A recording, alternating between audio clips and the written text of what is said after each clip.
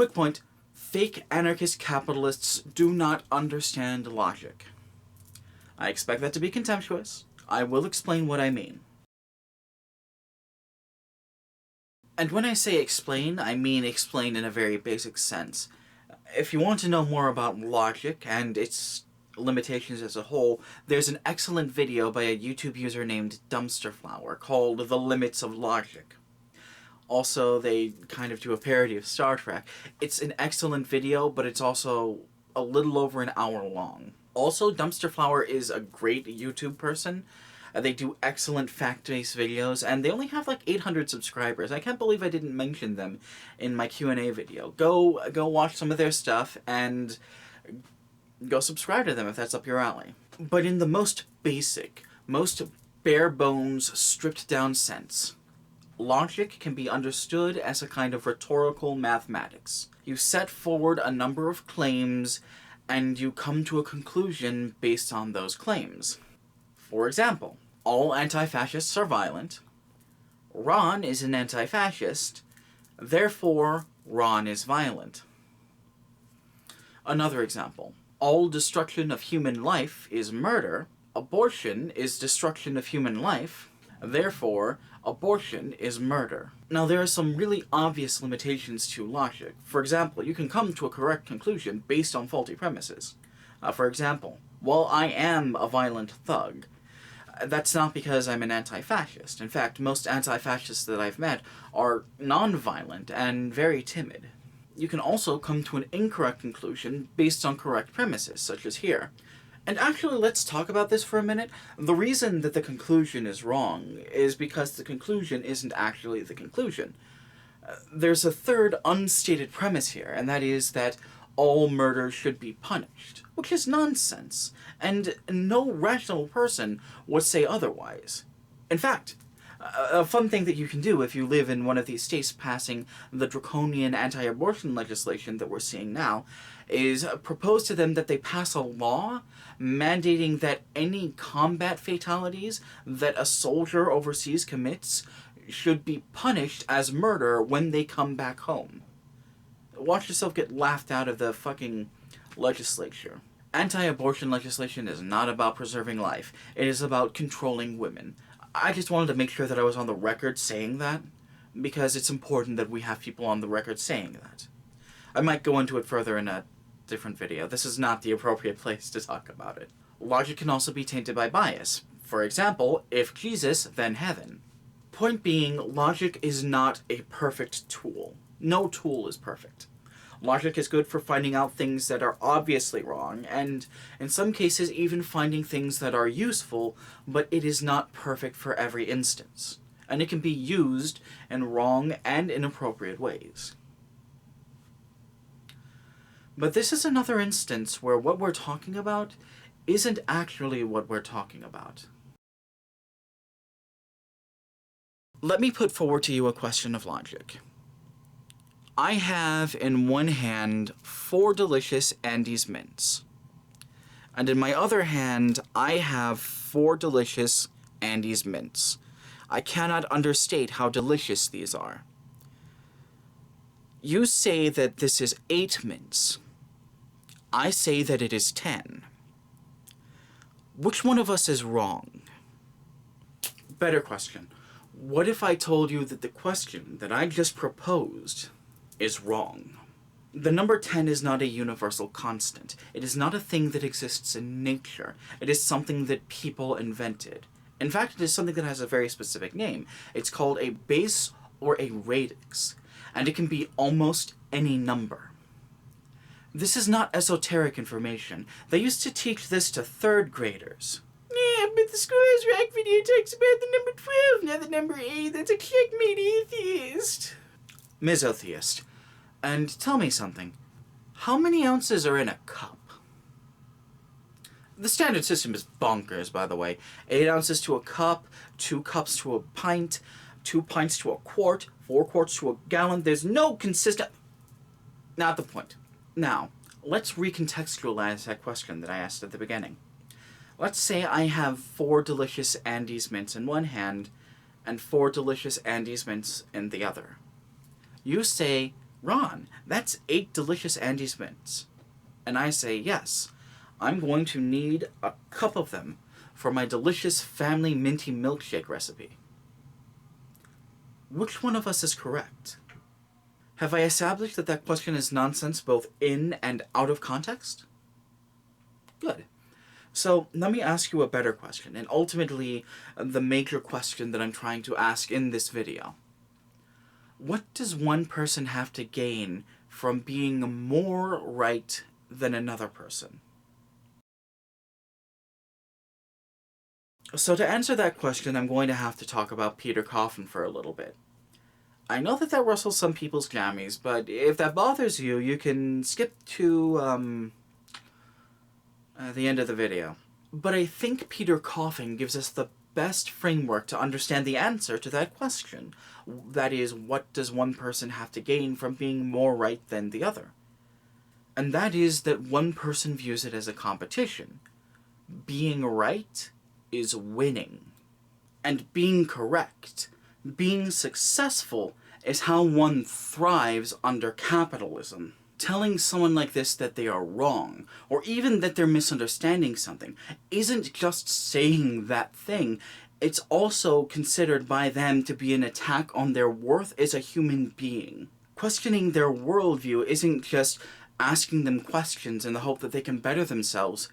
It's an attack on their worth as a human being. Questioning how the world works, or ought to work, or could work better, isn't just asking questions about society, it's attacking their worth as a human being. Peter talks about this from time to time. I'd advise you to look at his perpetual correctness and horseshoe theory videos.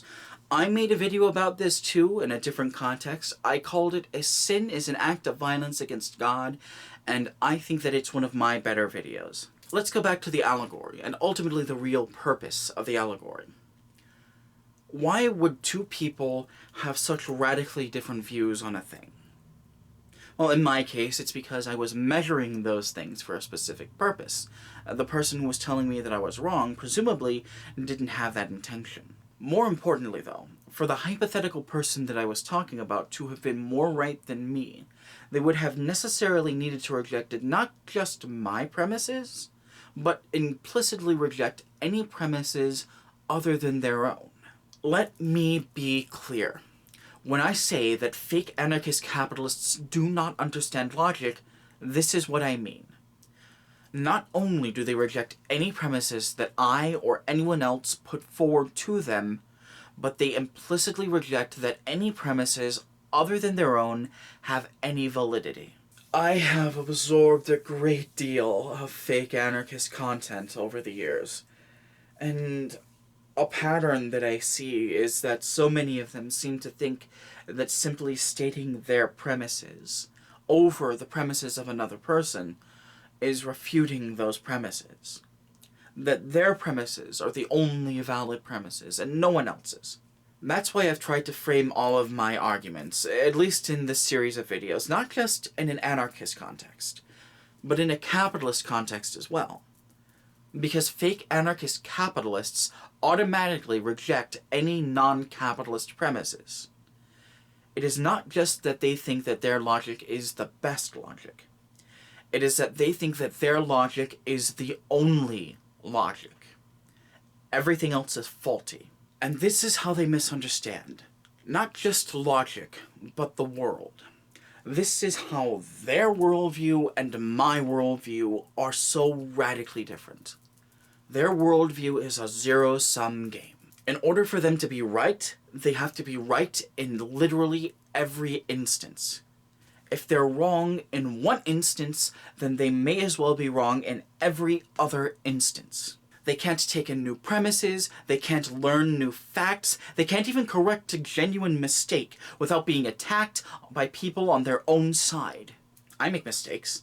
I make mistakes all the damn time. In 1943, of a self-inflicted gunshot wound. But I expect people to correct me when I make those mistakes. And I hope that people understand that I'm human and am capable of making mistakes and correcting them if they occur. The capitalist worldview just doesn't account for that. To err is to be human. And to not allow people to be human is not logical. So you might be asking yourself now, well, what was the point of all that? I spent all month making all these videos about how to get through to fake anarchist capitalists, how to argue with them, and ended with, oh yeah, but arguing isn't going to work. So I expect that if there are any fake anarchist capitalists watching this, which there might still be, I don't suspect there are a lot though, that they're going to view all of this as an attack on them as a person. I can't exactly control whether or not they do that, but I want them to know that it's not. Yes, I believe that their views are wrong, but I don't want to condemn them for that, not necessarily. I want their ideas to be better. Unfortunately, there isn't a whole lot I can do to control what someone else thinks about me, about the things I say. There are some things that people are always going to consider a threat, and there are going to be some things that people say that aren't specifically threatening, but require context. We call those dog whistles. That's another topic I have in mind. There are other videos about this topic too that broach on it, or that explicitly that's part of its narrative. One of my favorites is Mammal Rose Project's video about toxic masculinity in the alt-right. I'll link that in the underbar, along with all the other videos. Oops. I'll link that in the underbar, along with all the other videos that I've talked about. And to those of you who still see me as having attacked you, one, I abhor violence, even if I understand its use as a political weapon. But second, and more importantly, I'm not going to spend all this time and effort, all this energy, making something that I know that I like, just so that I can throw it at you.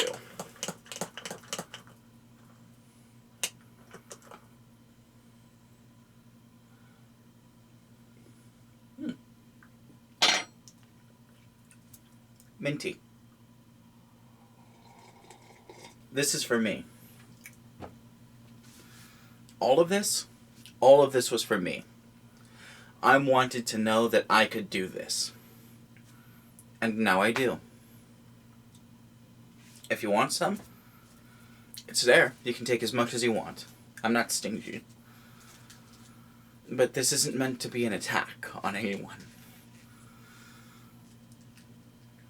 I've said before, and I'm going to keep saying, we need to make each other's lives better. And we can't do that with capitalism. Not sure what the next video is going to be. That's something I'll talk about in my update video, though. But yeah, until we get there, take care of yourselves, alright?